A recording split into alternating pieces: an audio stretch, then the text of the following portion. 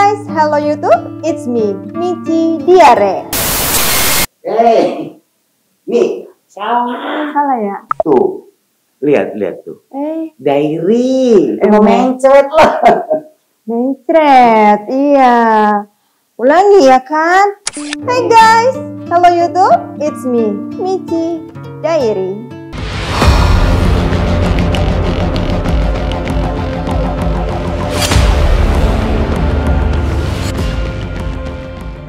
Semoga hal-hal baik selalu menyertai kita semua ya.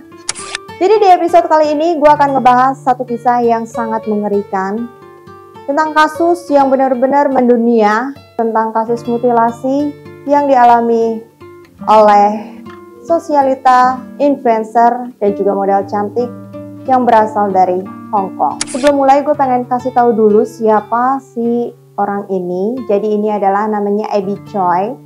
Abby Choi ini usianya 28 tahun dan dia adalah seorang model yang sudah banyak diundang di acara-acara bergensi. Anyway, tempat gue panas banget guys. Lu kenapa?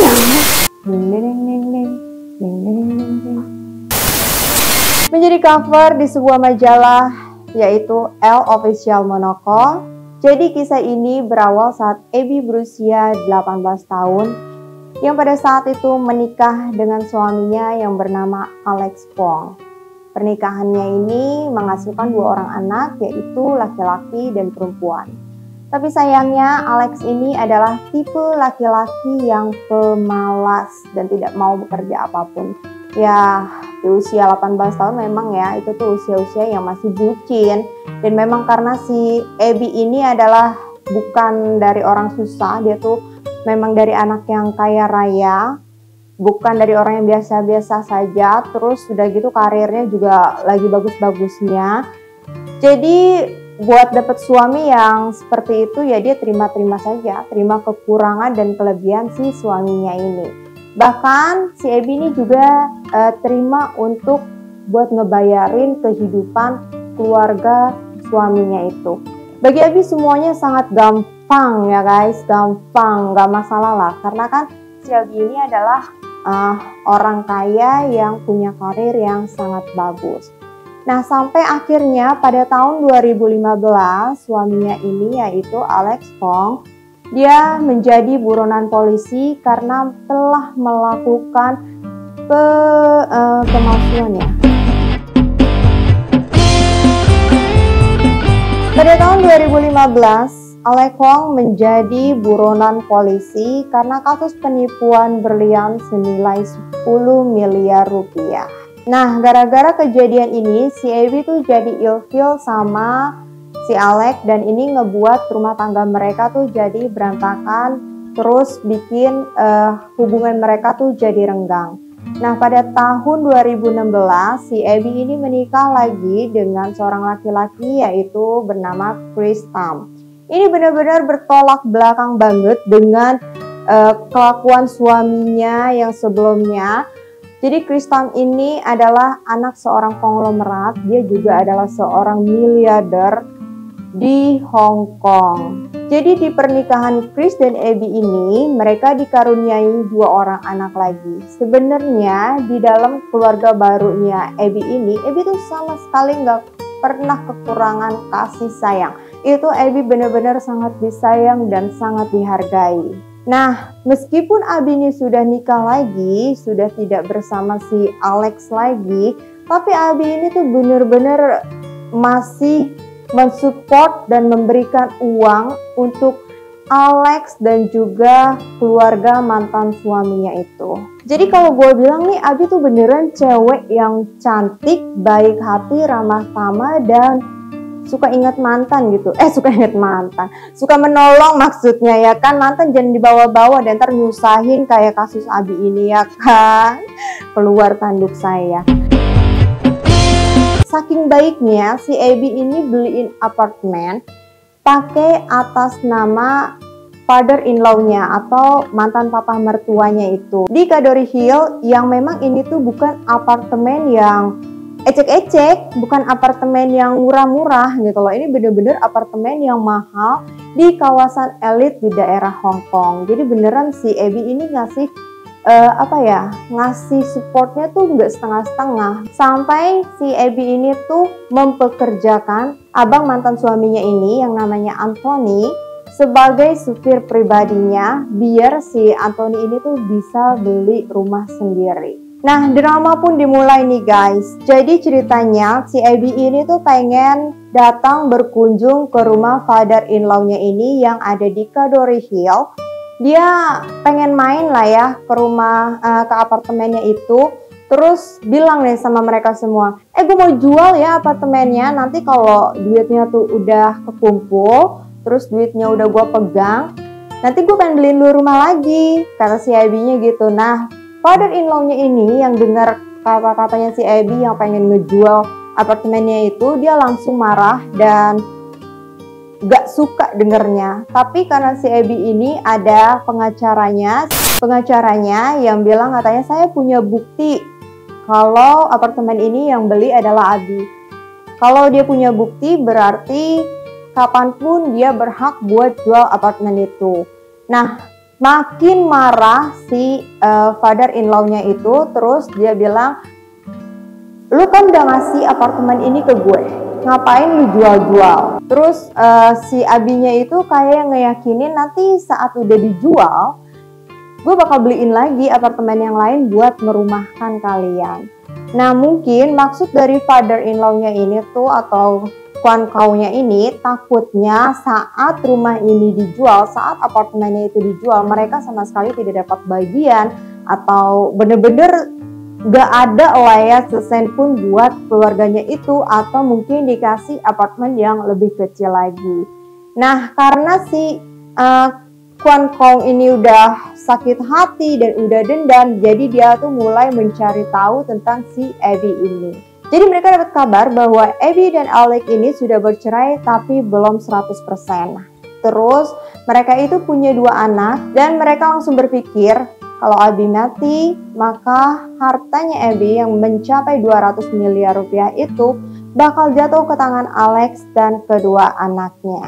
Nah, pada bulan Januari 2023, Kuan Kau atau papa mantan pertuanya ini menyewa sebuah apartemen di daerah Lung Mei District, Taipo. Nah, apartemennya itu tuh bener-bener gak ada furnis lah, cuma ada sofa doang dan yang dinding sama lantainya tuh cuma dikasih terpal doang sama si Kuan Kau-nya ini. Pada tanggal 21 Januari 2023, tepatnya hari Selasa, Anthony jemput Abby untuk menjemput anaknya sekolah. Tapi bukannya menuju ke sekolah, malah menuju ke apartemen yang udah disewa sama Kuan Kau ini.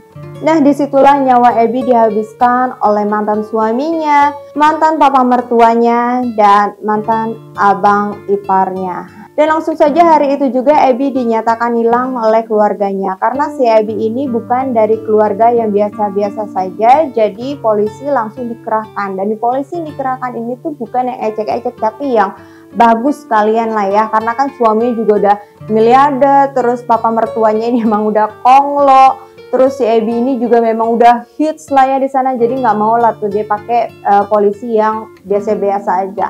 Nah, sebenarnya polisi tuh udah nanya sama si Anthony, bos lu nih kemana perginya gitu. Terus si Anthony ini jawab dengan yang kayak penuh alibi gitu, tapi kayak nggak bisa dipercaya deh, kayak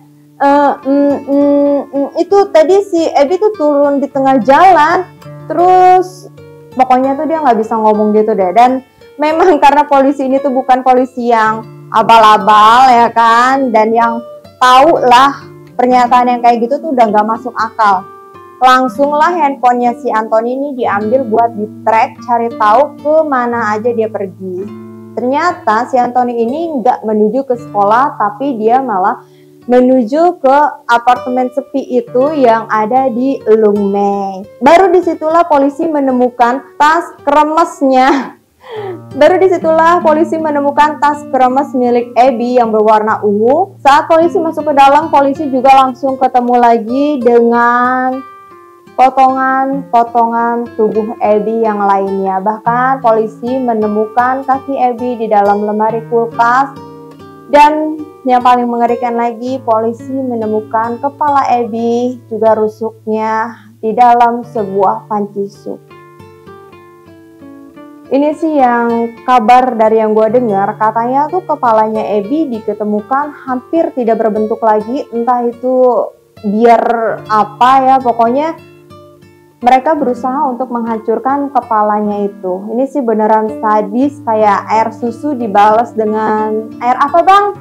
Air tajin. Oh iya boleh, ya kayak seperti air susu dibalas dengan air tajin lah ya. Itu jadi mereka sudah dikasih semua kebaikan tapi malah diberikan yang seperti itu. Ini sih tidak manusiawi sih. Dan pada tanggal 24 Februari, father-in-law-nya ini atau Kwan Kau itu ditetapkan sebagai tersangka bersama dengan istrinya juga Anthony. Kenapa nih istrinya bisa diajak jadi tersangka juga? Padahal kan dari awal nih istrinya si Kwan Kau ini tuh sama sekali nggak ikut campur gitu. Jadi katanya tuh si istrinya ini sebenarnya udah tahu motifnya tuh seperti apa, rencana ini tuh udah tahu seperti apa, dan bahkan saat penyelidikan si istrinya Kwan Kong ini bener-bener kayak menghalang-halangi penyelidikan gitu guys. Jadi makanya dia tuh diikutsertakan sebagai tahanan. Nah keesokan harinya Alex Kwong barulah ditangkap. Nah itu dia ditangkapnya pas mau nyebrang, pas dia pengen kabur dari Hong Kong. Jadi dia lagi nunggu speedboat, terus polisi tangkap dia. Nah polisi taunya itu dia ingin pengen pergi keluar jauh dari Hong Kong karena di dalam tasnya itu diketemukan uang hampir 1 miliar rupiah dan jam tangan mewah seharga 7,7 miliar rupiah. Terus selain ada keluarga mantan suaminya ini, ada satu orang lagi yang ditetapkan sebagai tersangka yaitu Miss Eng.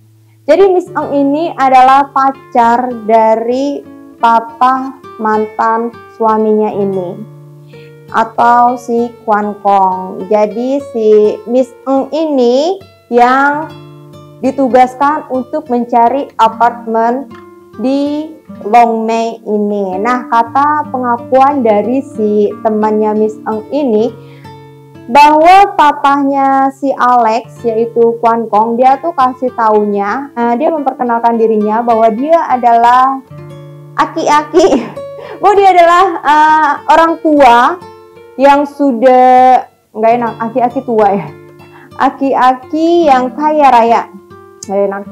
Dia adalah pria kaya raya. Gue bilangnya apa dong nih, orang tua nih soalnya nih aki-aki tua.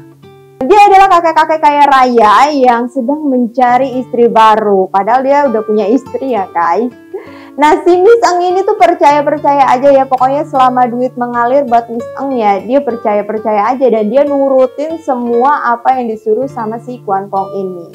Dan akhirnya Miss Eng juga ditetapkan sebagai tersangka. Nah guys, itu sih bener-bener ya satu keluarga yang nggak banget deh, gue doain deh buat kalian semua nggak ketemu sama orang yang blegedemen kayak begini. Ya kan, bener-bener kebina-bina ria banget itu. Oke guys, sampai di sini dulu Michi Diary-nya. Sampai dijumpa di Michi Diary yang lainnya. See you next. Bye-bye.